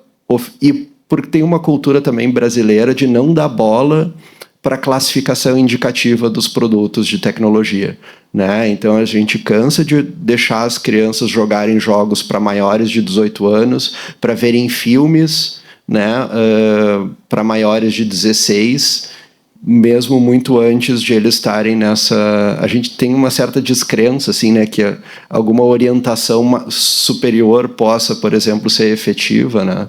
Mas acho que é super interessante essas questões, assim, para a gente poder refletir, né? Eu queria complementar, porque eu acho que realmente é um ponto relevante. No século XX, a gente costumava dizer que pai ou função paterna estava ligada a limite e mostrar a realidade para os filhos. Hoje em dia talvez fosse considerado meio descriminalizante. Vamos dizer, pai e mãe podem ter ambas funções. Mas o que a gente chama de função paterna tem um pouco isso de tentar mostrar até onde eu posso ir. Como eu usei o meu exemplo de que a medicina foi um pai, porque ela me ensinou ética, me ensinou moral, me ensinou muitas coisas que talvez, não sei se eu estivesse em outro curso, em outro local, sem o meu pai, eu não teria o mesmo direcionamento. Talvez eu iria para uma outra ética e outro comportamento. Então, o grande pai que existe é o governo, Estado, governo. Ele que profere, que cria, que regulamenta as coisas. Então, se o governo autoriza alguma coisa, é muito injusto e difícil delegar a todos os outros pais ir na contramão da história. Talvez o exemplo mais caricato e oposto e radical é a China. Não estou dizendo que seja certo, mas o governo diz assim, olha, adolescente só vai jogar sexta e sábado, 1-2 horas e ponto. Jogo de esportivo, esse tipo de apostas, não pode. Porque isso aí desvia a mente dos nossos trabalhadores, vai dar um prejuízo econômico. Não pode. Então, no momento que o governo estabelece isso, liberta todos os outros pais de ter que diariamente tentar ir na contramão da cultura e na contramão do status quo. Eu me lembro sempre do próprio Marlatt, que criou toda essa questão da prevenção de recaída. Ele conta um caso que ele estava abstinente de cigarro e ele entra num avião e ele diz assim, daqui a pouco ouço uma voz paterna do piloto dizendo, a partir deste momento vocês estão autorizados a fumar. Se meu pai está me dizendo que eu posso fumar e todo mundo começa a fumar do meu lado, e ele estava na ala de fumantes, por acaso, ele fica constrangido até de não fumar. E essa luta que a gente vive, o professor Sérgio Martins estava me contando aqui de uma criança de 2 anos que veio pedir, quero telinhas. Então, isso é muito difícil a gente conseguir ir na contramão. Por isso que a gente precisa pensar em algo maior, em políticas públicas que possam enfrentar esse problema. Por último, já que a gente citei meu caso pessoal, eu não posso deixar de terminar essa história como psiquiatra dizendo que eu fiquei com uma fantasia de que talvez se meu pai nunca tivesse jogado, nunca tivesse ganho na loteria, tivesse seguido o rumo, né, enfim, com seus empregos e de forma até mais humilde, galgando ali, obedecendo, galgando estágio, talvez nunca tivesse tido tanto estresse e desenvolvendo inclusive um câncer, mas é por especulação psiquiátrica que... Bueno, tem mais alguém que... Professor Berger? Bom, primeiro eu queria parabenizar Félix e Daniel pelas exposições excelentes. Eu, quando Félix falou, fez a sua exposição, fiquei um pouco preocupado, porque eu gosto de fazer uns joguinhos, e um joguinho que eu faço é Sudoku. E eu vi que, enfim, eu fiquei pensando, puxa, a minha média de Sudoku, eu faço Sudoku mais o complexo, né, nível mais alto, eu perco 15 minutos para fazer, em média, um jogo, ou 20 minutos, e eu devo fazer talvez 1 ou 2 jogos por dia. Então, estou perdendo quase 1 hora do meu dia para isso. Eu poderia estar trabalhando, poderia estar estudando, poderia estar fazendo alguma coisa que talvez fosse mais produtiva. Quando o Daniel comentou que tem esses joguinhos bons, eu fiquei pensando, bom, talvez esse seja um joguinho bom. Então, isso me aliviou um pouco. Mas isso que tu comentaste agora sobre o papel da estrutura talvez seja importante. O fato é o seguinte, é que a tecnologia chegou e eu acho que seja difícil a gente eliminá-la.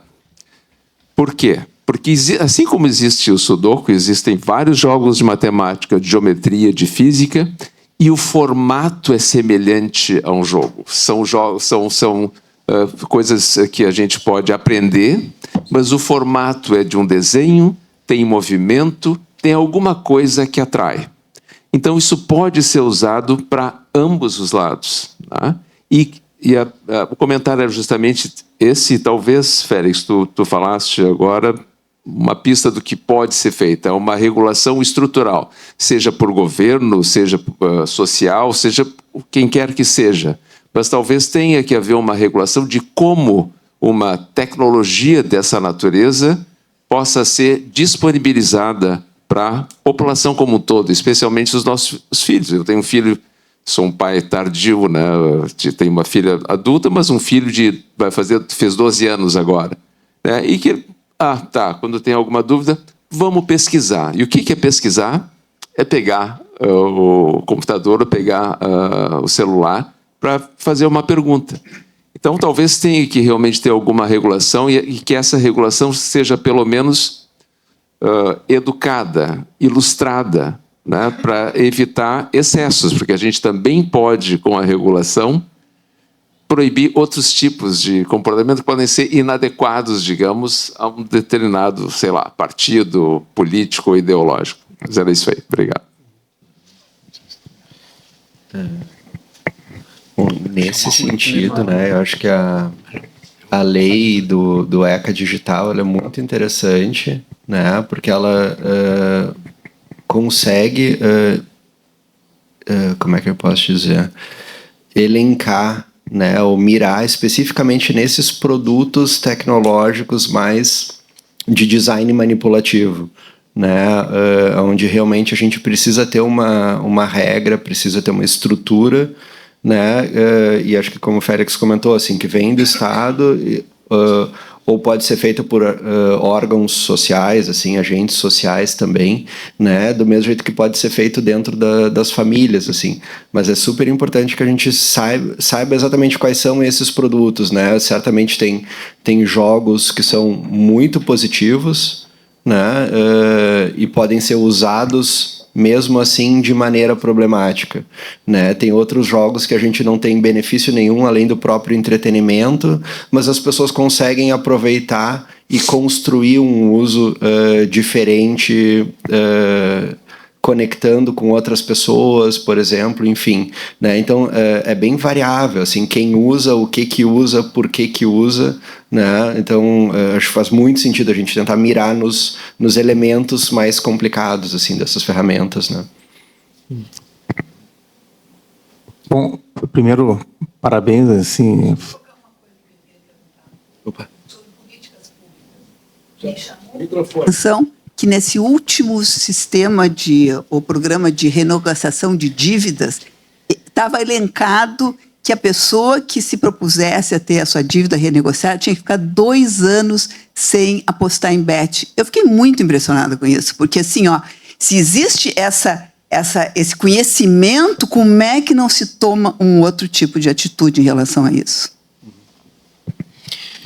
O grande desafio, seja do ECA digital, quanto em relação a empréstimos, Desenrola e todos esses programas governamentais, é fiscalizar.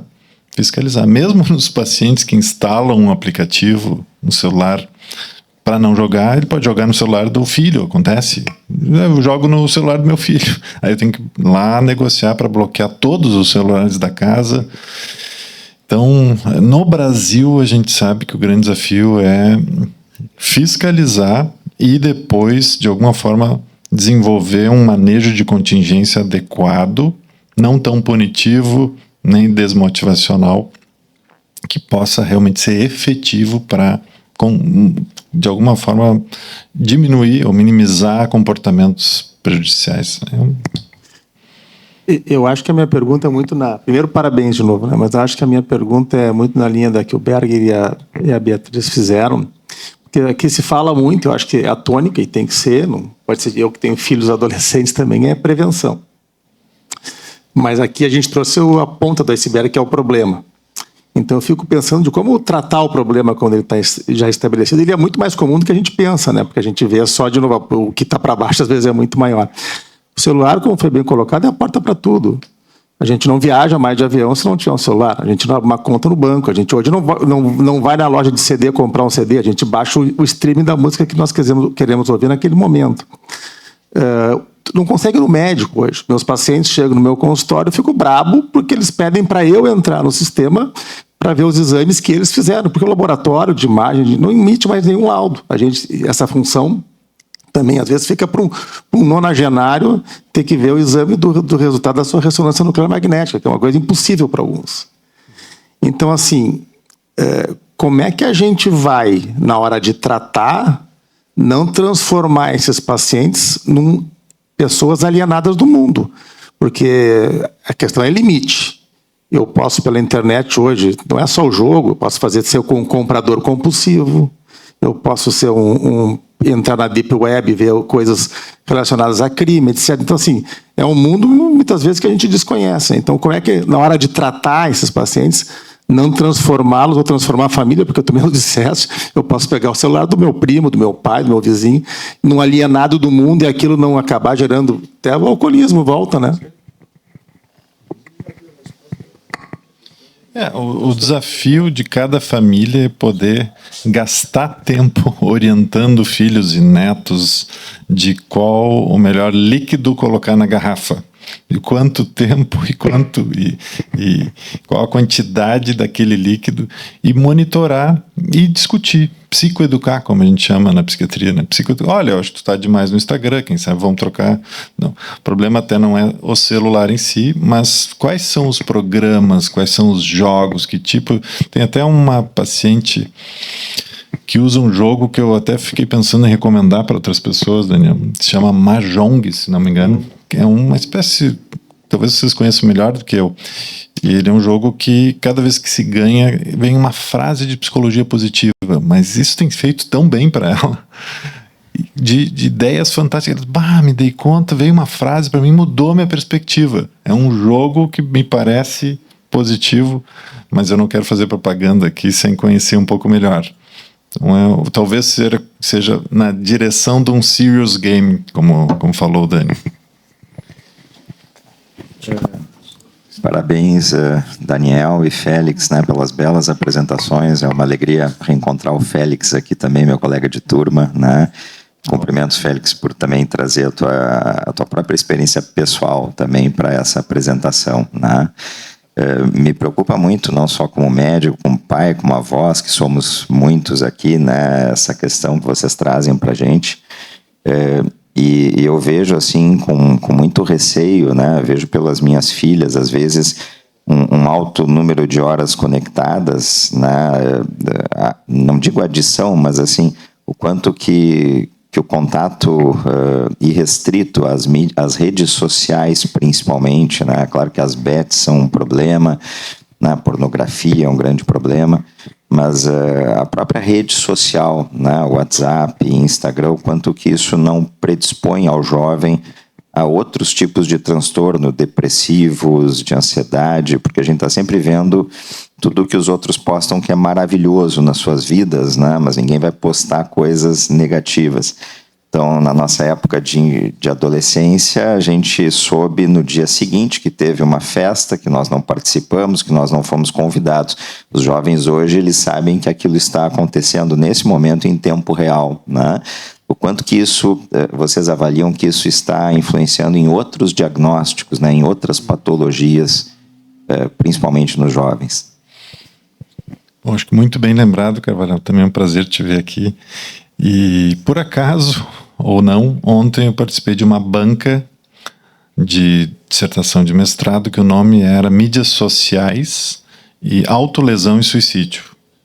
Se falava, inclusive, das meninas. Era uma banca em Curitiba, online, e realmente ele fez o que a gente chama de Umbrella Review. É uma revisão das revisões. É uma Umbrella Review fantástica, ele vai publicar em breve, em que ele aborda todos esses aspectos do que pode ser mais danoso. E aí, nós falamos muito em homens, mas as meninas estão sofrendo muito com essa questão de moldar comportamento pelo que é mais ou menos instagramável.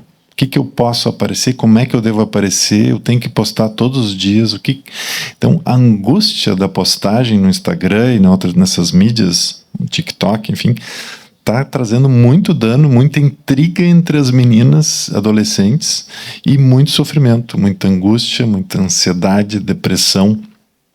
E o que ele mostrou ontem, então, na banca, que tem algumas coisas que causam mais sofrimento. Por exemplo, cyberbullying ou sexting, que é aquela fazer textos sobre sexo, ou pior ainda, que tem mais chance de suicídio e autolesão, que se chama sextortion, é extorsão a partir da foto ou vídeo da menina que eu compartilhei. Olha, eu tenho um vídeo teu, tenho uma foto tua, seminua, ou transando com fulano, e se tu não me pagar, ou não transar comigo também, eu vou divulgar.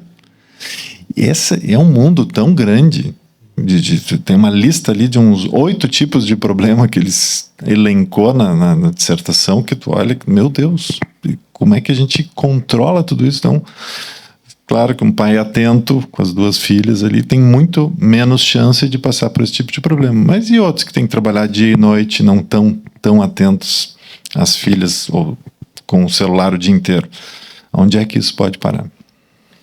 Acho que eu só acrescentaria talvez uma coisa, que a gente tem aplicativos também de controle parental, né, que são, todo o telefone tem um sistema já dentro dele, onde os pais podem controlar, né, dizer quanto tempo o filho pode usar cada um dos aplicativos que tem ali no aparelho, pode controlar o que o filho vai baixar ou não vai baixar, né, para o próprio telefone. Claro que isso é muito mais fácil de controlar quando os filhos são mais novos, né, do que daqui a pouco quando são adolescentes, mas isso é assim desde que o mundo é mundo também, a gente perde o controle, né, a partir de uma determinada idade, né, e tem aplicativos específicos de controle parental que são muito melhores do que esses nativos dos aparelhos, né? Então, onde aí tu consegue controlar exatamente com quem os teus filhos estão interagindo, né? Quais os assuntos que estão sendo tratados, né?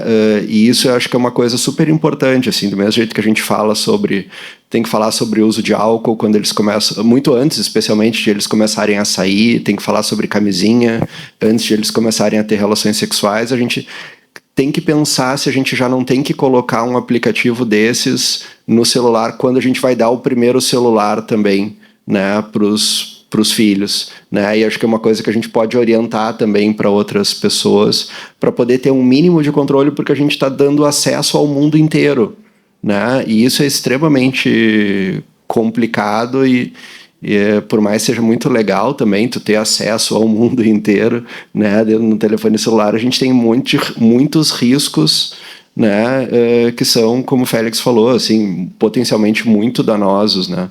Então, poder já pensar em usar um aplicativo desses de controle parental desde o início, acho que é uma estratégia também complementar, assim. Bem, eu queria agradecer a oportunidade de ouvir muitas coisas novas, diferentes, das quais eu tinha algum pouco conhecimento, inferia outras, mas muitas bem evidenciadas. É claro que eu estou num outro mundo muito diferente e além, por causa da idade. Então essas coisas, para nós que somos idosos, ainda participativos, ficam completamente difíceis de interpretar.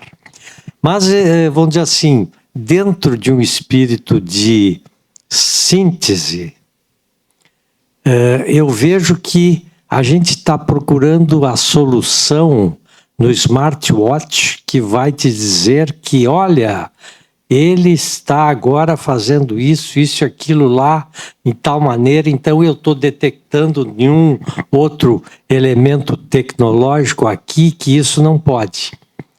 Eu acho que o problema não está lá, o problema está aqui, no início. E eu acho que o problema no início é um problema, vamos dizer assim, que o Freud dizia que a mãe é culpada. Eu acho que os pais são culpados. Eu acho que tem um aspecto da vida desgraçada no qual se vive cada um com um certo grau de egoísmo, pensando na sua situação, e fica em segundo plano a família, os filhos. num certo grau de liberdade, liberalidade total, que existe e se sabe. Então, o espectro é variado. Tu tens situações em que a família está agregada, continua agregada, vai toda a vida agregada. Tu tens situações que mais ou menos, e outras que é completamente desagregada desde o início. Eu acho que é aqui que está o problema. Então, é ter a possibilidade aqui do acompanhamento. Mas será que eu me permito sair do hospital para ir ver como é que está o meu filho fazendo isso, aquilo, acompanhá-lo, ter a possibilidade de estar junto, etc. Porque aqui fica uma coisa assim, cada um na sua. Então eu vejo que é muito complexo, sem dúvida nenhuma, e nós estamos num mundo em que cada dia tem novidades tecnológicas, e claro que os jovens querem isso, estão atrás disso. E se eles não conseguem, eles se sentem frustrados. Mas tu vais ver que tem jovens que não têm esse espírito, que não estão escondidos fazendo coisas, estão fazendo outras coisas. Estão jogando futebol, estão se comunicando, estão fazendo outro tipo de atividade e tal, que outros não, estão só na tela. Então, esse espectro existe. Eu estou vendo muito esse, não estou vendo outro, que, digamos assim, no meu pensamento, na minha perspectiva, talvez muito antiga, é, entre aspas, normal. Esse normal existe? Existe. A gente sabe. Ah? Então, vamos dizer assim, eu vejo que é muito complexo e difícil, né? Por quê? Porque nós temos de tudo. E como é que se soluciona? Se soluciona lá no início, eu acho. Bem, então, claro que a minha visão é muito simplista, né? Mas, em todo caso, eu acredito que esse é o ponto. E dentro da minha, só para terminar, da minha ranzinza etária, eu gostaria de dizer o seguinte, que quando os dois começaram a fazer as suas palestras maravilhosas, eu fiquei um pouco assim, chateado. Mas isso é uma percepção minha. Porque começaram assim, com todos e todas. E me desculpe, isso eu não aceito. Bom, eu vou passar para o Félix aqui, o Félix quer comentar um pouco, Marrone, e depois, quando terminaram as palestras aqui, eu vi que a gente tinha quase 40 minutos, eu digo, vai terminar cedo hoje. E agora o Sérgio já fez assim para mim, quer dizer, o assunto é tão fascinante que a gente pode seguir discutindo toda a tarde isso, então acho que o Félix vai comentar o comentário do Marrone e depois a gente encerra a nossa bela reunião hoje. Bom, o senhor usou uma palavra que eu queria aproveitar, já que a gente está terminando, que é novidades. A gente está falando de muitas novidades, boas e outras não tão boas. E o que nós estamos vivendo hoje já foi alertado lá atrás num documentário chamado Dilema das Redes.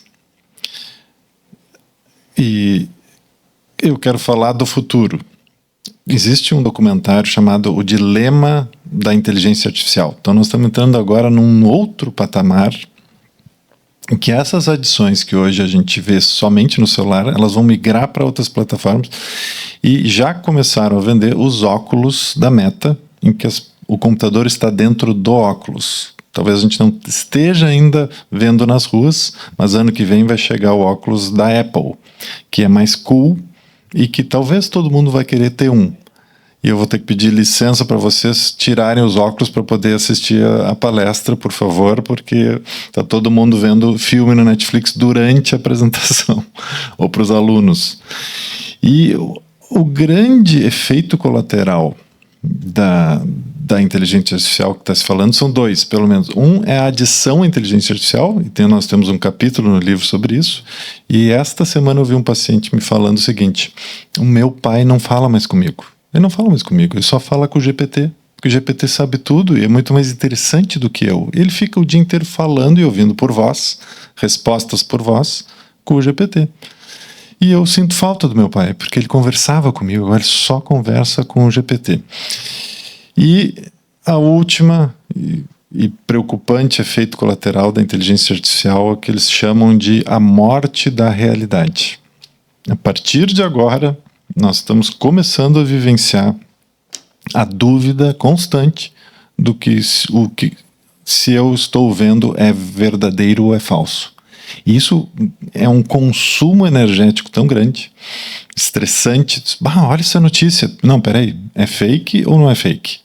Isso vai crescer muito com os novos vídeos, com a nova resolução dos pixels, porque eu mesmo já caí algumas 3, 4 vezes e depois, opa, não, peraí, isso aí é fake. Então, como novidade, nós vamos ter as adições artificiais e a dúvida sobre o que é real.